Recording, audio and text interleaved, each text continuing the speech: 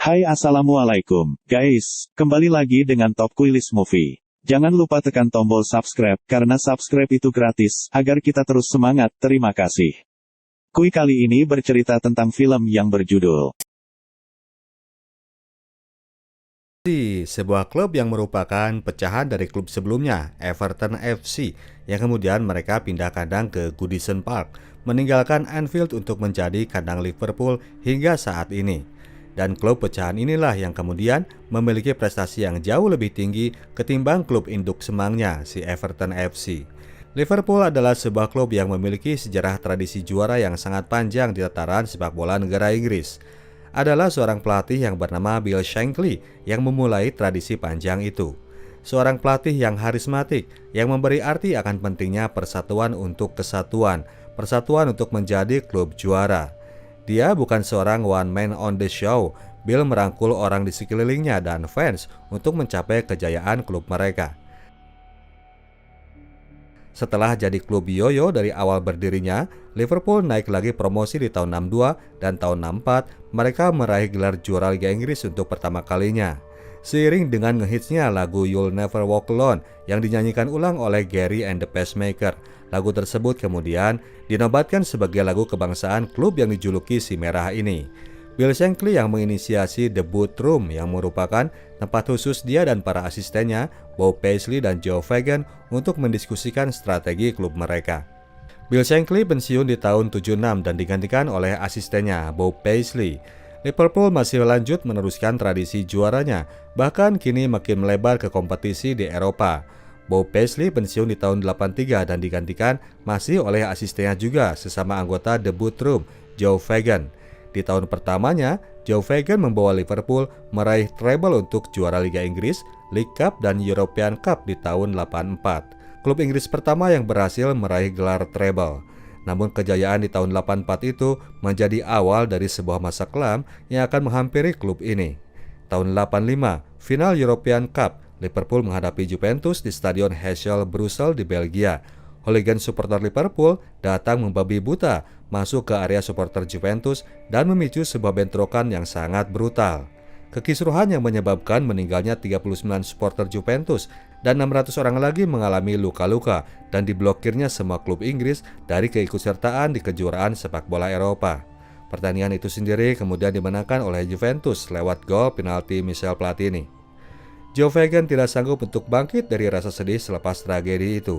Ia kemudian mengundurkan diri. Penggantinya kali ini bukan orang yang berasal dari The Boot Room, tapi dari The Dressing Room.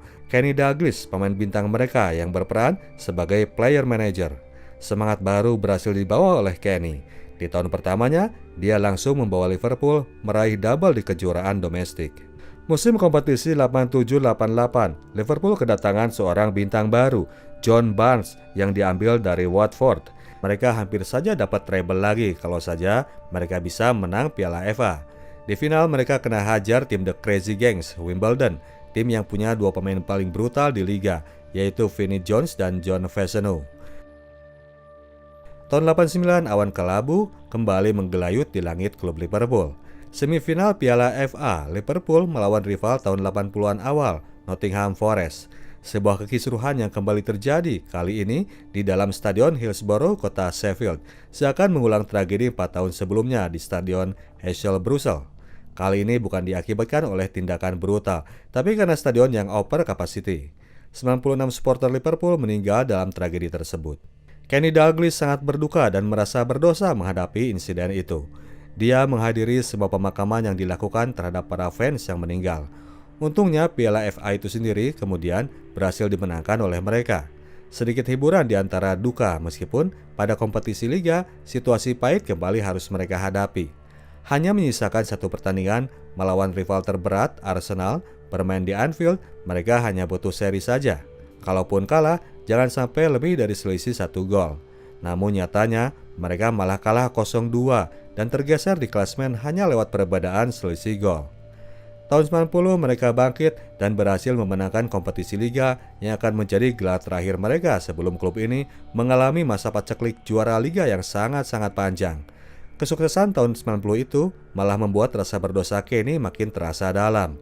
Seingin dengan gairahnya yang ingin terus sukses, dia tidak bisa menghilangkan bayang-bayang tragedi 1 tahun lalu yang banyak memakan korban supporternya. Kenny merasa seperti menari di atas penderitaan para supporter setelah ia memenangkan liga di tahun 90. Dia tidak bisa melanjutkannya lagi.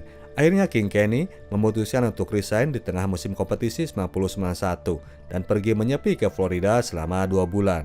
Seperti tradisi Liverpool, penggantinya masih diambil dari orang dalam Liverpool sendiri. Kali itu Graeme Souness, pemain yang pensiun pasca tragedi Heysel dan kemudian sukses menjadi manajer Glasgow Rangers, diambil untuk menggantikan posisi Kenny. Musim kompetisi tahun 91-92, Graeme Souness datang dengan kebijakan-kebijakan baru yang sangat drastis. Penerapan diet ketat terhadap pemain dan pelarangan bagi para pemainnya untuk mengkonsumsi alkohol. Padahal sebelumnya, pemain Liverpool ini dikenal sebagai para pemabuk berat dan Souness pernah menjadi salah satu di antaranya, namun kini ia sangat melarangnya. Pemain-pemain jadi pada gerah. Mereka yang terlihat mengeluh, dia persilahkan untuk hengkang satu persatu, hingga pemain senior warisan Kenny hanya tinggal menyisakan John Barnes dan Ian Rush. Mereka ngedrop ke posisi 6 di liga meskipun masih bisa mendapatkan gelar juara Piala FA. Yang sangat terasa dari kepemimpinan Graeme Souness adalah masalah keharmonisan dalam suasana tim. Souness selalu mencari kambing hitam terhadap kekalahan-kekalahan yang baru mereka derita dalam pertandingan. Hal itu yang kemudian selalu membuat terjadinya konfrontasi dengan para pemain. Tahun 93, Graeme Souness melakukan kebijakan untuk merekrut pemain-pemain muda dan tidak melakukan transfer pemain marquee yang biasa dilakukan sebelumnya. Prestasi klub pun ancur-ancuran, ditandai dengan kekalahan mereka di Piala FA dari klub Divisi 2 Bristol Rovers. Januari tahun 94, Graeme Souness pun mengundurkan diri dari kursi kepelatihan Liverpool FC.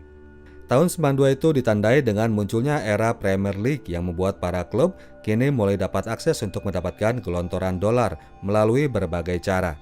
Manchester United adalah salah satu klub yang berada paling depan menerapkan sistem perusahaan dan mereka melakukan go public masuk ke ranah industri sepak bola masa modern. Akhirnya mereka lah yang selalu bisa melakukan transfer-transfer mahal dan Liverpool tertinggal jauh dalam hal ini. Tak pelak, dekade 90-an pun dikuasai oleh mereka, sementara Liverpool masih berkutat dalam masalah internal tim. Ketimbang merekrut manajer luar yang potensial seperti MU yang mengimport Alex Ferguson yang berprestasi di Aberdeen, Liverpool masih melakukan cara lama, mengganti seorang pelatih dengan asistennya. Graeme Souness keluar, maka naiklah Roy Evans sebagai penggantinya. Membawahi barisan generasi muda Liverpool yang potensial, Robbie Fowler, Steve McManaman, Jamie Redknapp, David James dengan tambahan Stan Collymore yang direkrut dari Nottingham Forest, Roy Evans kembali membawa Liverpool menampilkan permainan sepak bola yang cantik. Namun ada satu kelemahan Roy yang dianggap menjadi faktor penting kurang tangguhnya Liverpool menghadapi momen-momen krusial. Dia ini dikenal terlalu soft dan terlalu baik. Urusan senang-senang yang dilarang di periode Graeme Souness, kini ia malah mewajibkannya. Barisan muda Liverpool saat itu sampai dikenal sebagai The Spice Boys karena lifestyle mereka yang trendy bahas selebriti. Sampai tahun 98, Liverpool di bawah arahan Roy hanya berhasil merebut 1 trofi saja, itu pun cuma trofi League Cup. Tahun 98, manajemen Liverpool kemudian merekrut Gerard Houllier sebagai pelatih baru mereka. Namun atas saran Gerard, Roy tetap diposisikan pada posisi manajer untuk membuat duet manajerial di antara keduanya. Meskipun pada akhirnya formasi duet manajer ini akhirnya jadi bermasalah, Roy Evans pun mengundurkan diri dari posisinya, membiarkan Gerard Houllier untuk memegang penuh komando klub.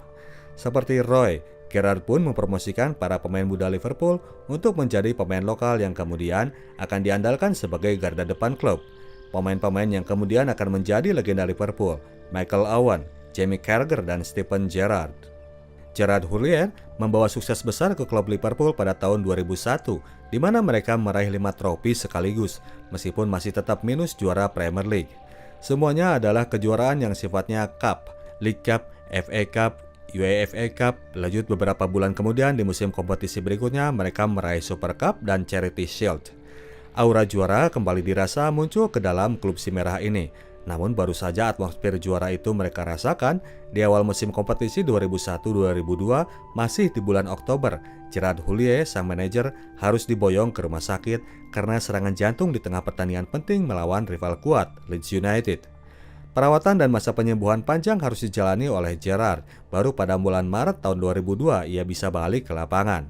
Prestasi Liverpool sendiri tahun itu masih tidak mengecewakan.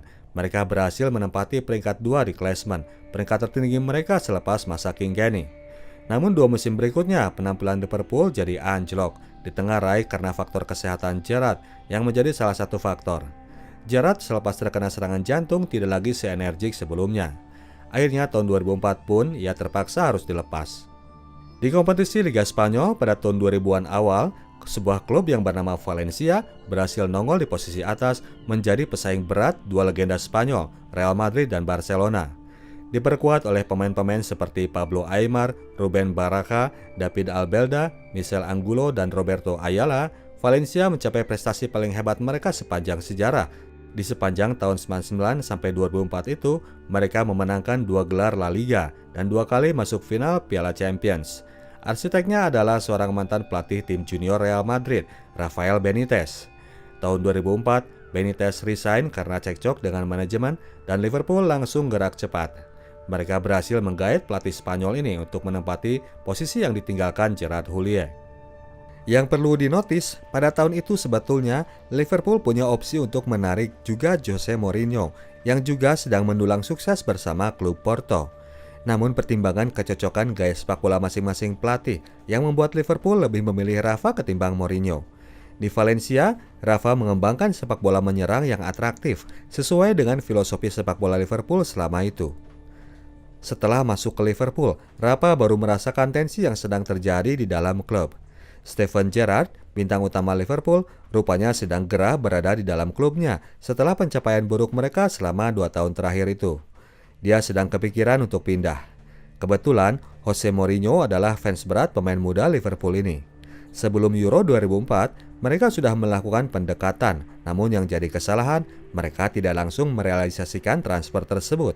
Selepas Euro 2004, mereka masih membiarkan Stevie pulang ke Liverpool, di mana kemudian dia pun ketemu sama Rafa yang datang dengan jurus saktinya. Rafa memberi ucapan, jika you tinggal di Liverpool, you nggak akan jadi sekedar seorang pemain. You bakal jadi kapten yang melegenda dan bakal dicinta oleh seluruh kota. Stevie mengurungkan niatnya untuk nyebrang ke Chelsea. Rafa kemudian mentransfer Xabi Alonso untuk mendampingi Gerrard di lapangan tengah dan menciptakan penampilan duo midfield yang ciamik.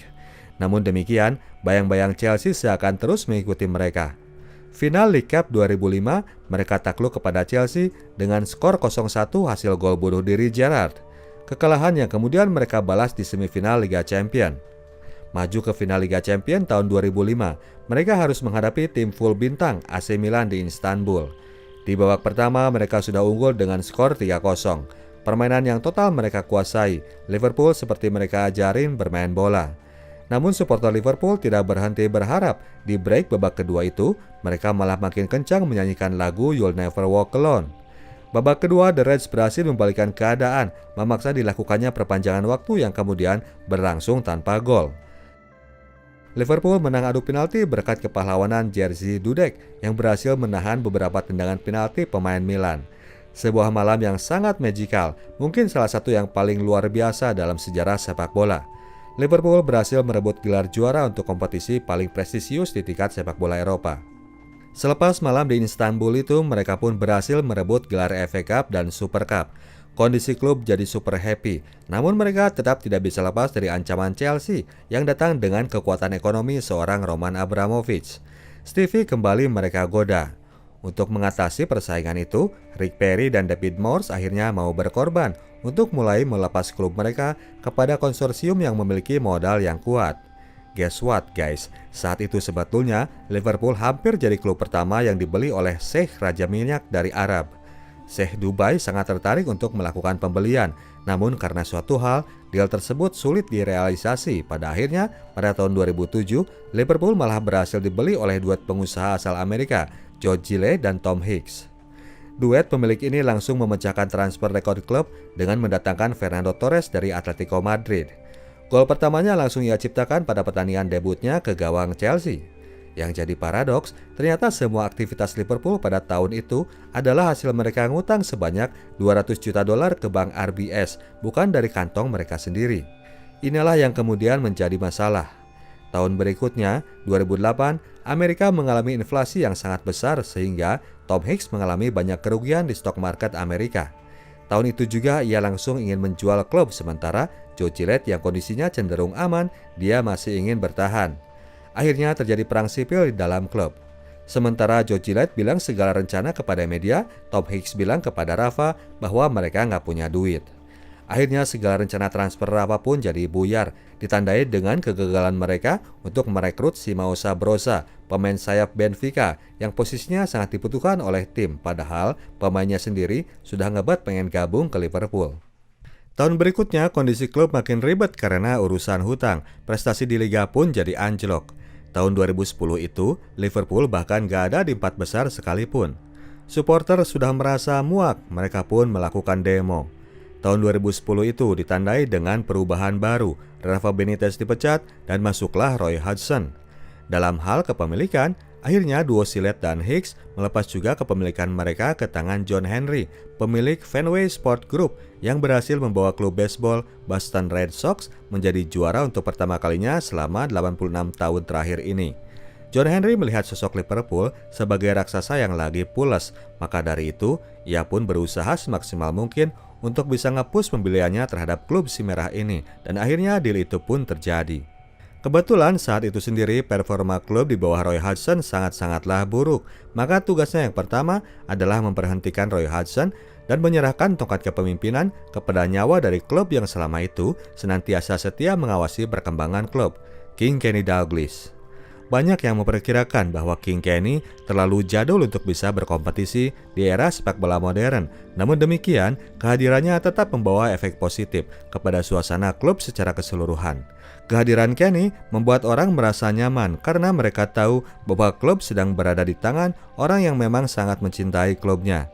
Approach yang biasa dilakukan klub olahraga Amerika mulai diterapkan di dalam klub Liverpool, termasuk itu masalah nutrisi pemain dan data analisis. Dari data analisis inilah muncul sebuah nama yang diprediksi akan bisa mengisi lubang yang ditinggalkan Fernando Torres yang digait oleh si tim penggoda Chelsea. Luis Suarez datang bersamaan dengan Jordan Henderson dan Andy Carroll. Yang terakhir ini dianggap sebagai pembelian yang desperate karena Liverpool sendiri sebetulnya sudah dapetin Luis Suarez. Namun seperti yang sudah bisa diprediksi, performa klub nggak bagus juga berada di tangan Kenny. Tahun 2012 mereka melepas sang legend dan menggantinya dengan seorang pelatih muda yang dianggap punya visi yang baik dalam perkembangan sepak bola modern. Brendan Rodgers diambil dari klub Swansea City, klub antah berantah yang berhasil ia bawa ke papan tengah Liga Inggris. Brendan Rodgers datang dengan performa yang hampir mendekati ekspektasi. Mengendalikan pemain-pemain dengan nilai transfer yang sedang-sedang saja, Brendan berhasil mempoles sebuah tim yang kuat. Daniel Sturridge, Raheem Sterling, dan Philippe Coutinho membuat serangan Liverpool sedemikian tajam.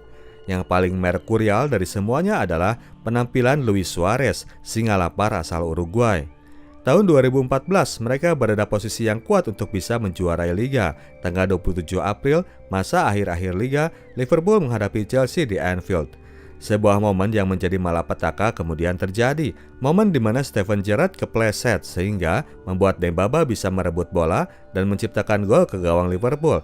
Dan Liverpool harus kehilangan poin di kandang sendiri. Manchester City pun semakin mendekat. Tanggal 5 Mei-nya mereka harus menang di kandang Crystal Palace dan berharap unggul selisih gol dari Manchester City.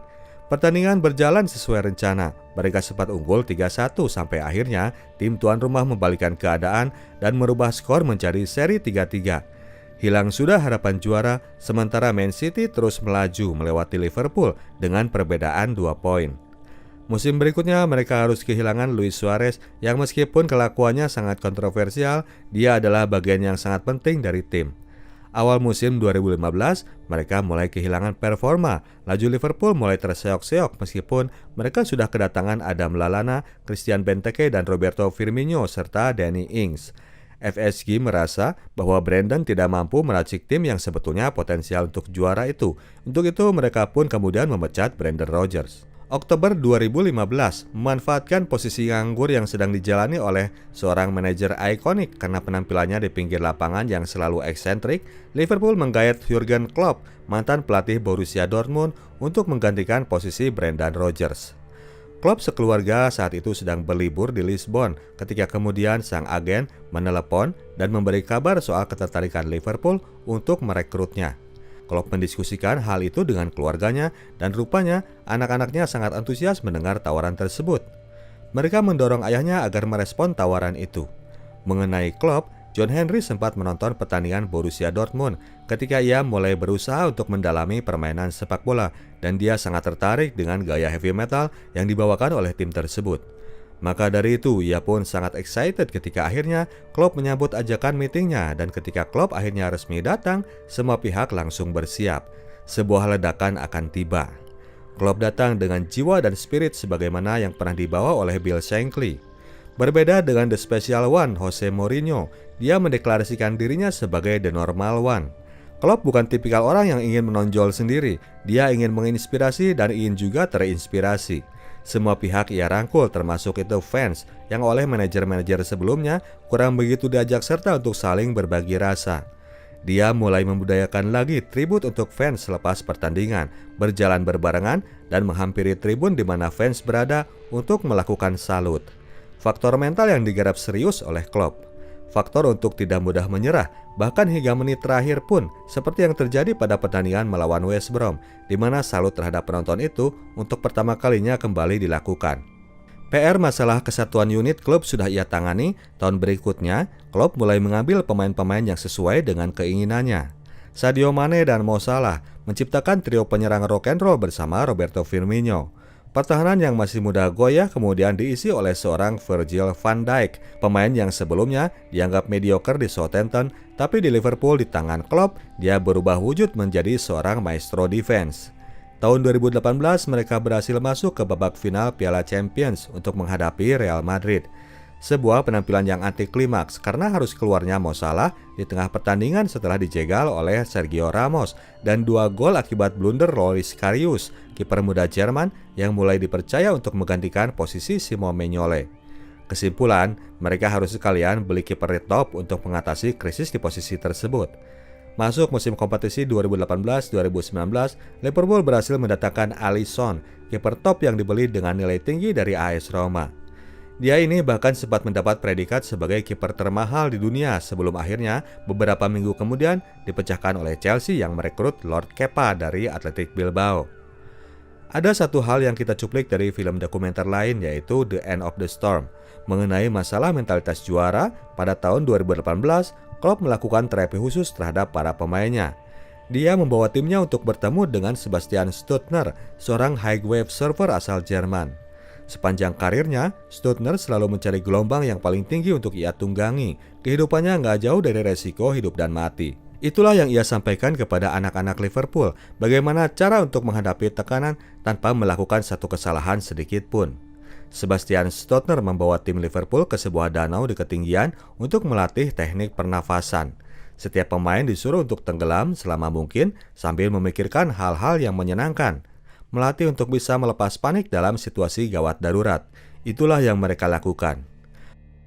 Formasi sudah sedemikian lengkap, musim tahun itu Liverpool berubah menjadi tim raksasa. Mereka menempel ketat sang juara bertahan Manchester City di klasemen. Gilanya persaingan pada tahun itu, Liverpool yang cuma sekali kalah sepanjang musim tetap tidak bisa juara karena harus kalah bersaing dengan The Citizens dengan perbedaan hanya 1 angka saja. Namun demikian tahun itu, mereka masih mendapatkan jatah kesempatan untuk memenangkan trofi Liga Champions. Sebuah malam magis yang kembali diulang oleh Liverpool, kali ini di Anfield. Di semifinal, mereka harus menghadapi timnya Lionel Messi, Barcelona. Leg 1 bermain di Camp Nou Stadion, Barca seperti langsung hendak merebut jatah tiket finalnya. Liverpool mereka kalahkan dengan skor telak 3-0. Leg kedua di Anfield, dengan kondisi tim harus main tanpa Mo Salah, Liverpool mengandalkan Sadio Mane dan Xherdan Shaqiri, seorang pemain cadangan. Yang ada, mereka berhasil membalikkan keadaan. Barca yang lagi dalam top performanya ini mereka sikat 4-0 dengan gol keempat yang dicetak oleh Divock Origi. Pertandingan final di Madrid menghadapi Tottenham Hotspur, Liverpool sudah duluan mengalahkan rival terberatnya di semifinal. Tanpa kesulitan, mereka menaklukkan tim asal London itu dengan skor 2-0.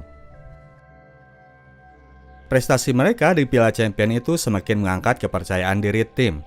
Semua pihak pun memprediksi bahwa Liverpool akan menjadi penantang kuat di musim kompetisi berikutnya. Memasuki kompetisi tahun 2019-2020, Liverpool tak terkalahkan sampai paruh musim. Kondisi tim sudah sedemikian solid, mereka menyerang dan bertahan secara bersamaan. Liverpool kini telah memiliki konsistensi yang sebelumnya sangat kurang di diri klub tersebut. Meskipun sempat terganggu oleh wabah COVID yang merebak mewabah ke seluruh dunia, pihak FA berkeputusan untuk tidak menangguhkan kompetisi yang sedang berlangsung. Liverpool berhasil merebut kembali trofi Liga setelah melewati penantian panjang selama 30 tahun. Chelsea yang kali ini sedikit memberikan bantuan. Mereka menghentikan langkah The Citizen sehingga Liverpool sudah bisa dinyatakan sebagai juara sebelum musim kompetisi berakhir. Sebuah penantian panjang yang disambut dengan gembira oleh seluruh anggota tim dan juga fans. Tahun ini, kedua klub kembali bersaing untuk menjadi yang terbaik di Liga. Sampai saat video ini diposting, perbedaan nilai di antara keduanya hanya 1 poin saja dan menyisakan 9 pertandingan di Liga. Keduanya akan bertemu di kandang The Citizen pada tanggal 10 April mendatang. Pertandingan Liga yang akan berasa seperti final. Kita nantikan siapa yang kembali akan berjaya. Film ini dibuat juga untuk mengenang kepergian Gerard Houllier yang wafat pada tahun 2020 lalu.